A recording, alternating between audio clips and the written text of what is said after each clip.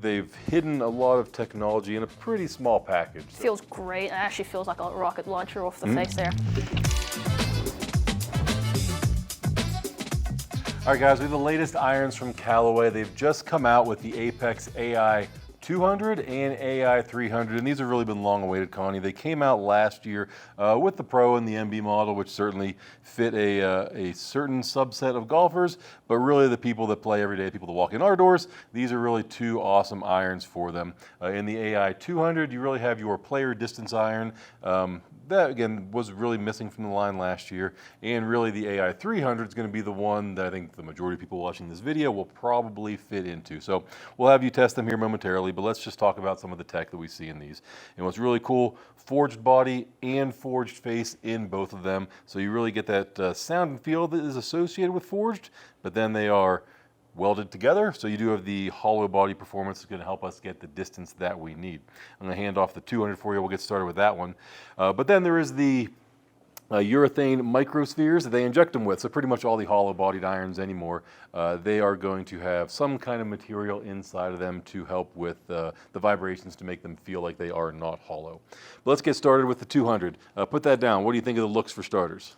I actually like it. Reminds me a lot of the P series. Yeah, correct. So TaylorMade P790s is really going to be the direct competitor with that one in the Ai200. It's that player distance category that's really just exploded over the last couple of years. So let's get one swing with that, and we'll talk a little bit more specs as she goes in these ones as well too, because they all have their MIM weighting system, which is really just the badging and some of the internal weighting as well that helps us just to optimize CG locations.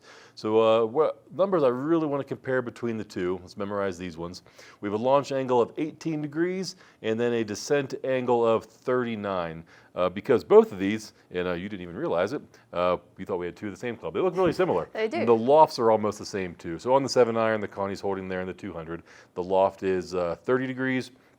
And then we're at 29 with the Ai300. So very similar loft. If you did want to combo set them, you could just fine. But how was that one when you hit it? Look, feel, what do you think? We talked about the looks. How about the feel? Feels great. It actually feels like a rocket launcher off the face there. Shoots out.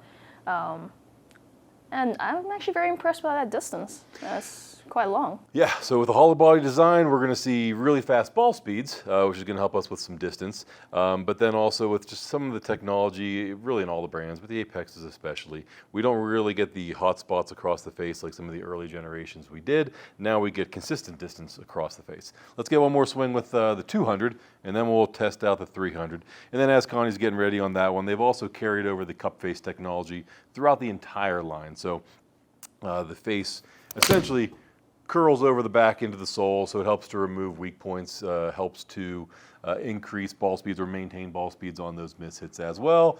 18 and 30 and 40 on that one, so pretty much two exact same shots that literally might be the golf ball you just hit. So great start. Let's move on to the 300.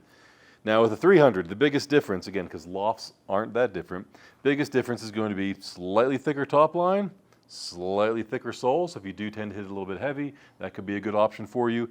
And definitely just a few, probably not even a full millimeter of offset more in the 7-iron anyway.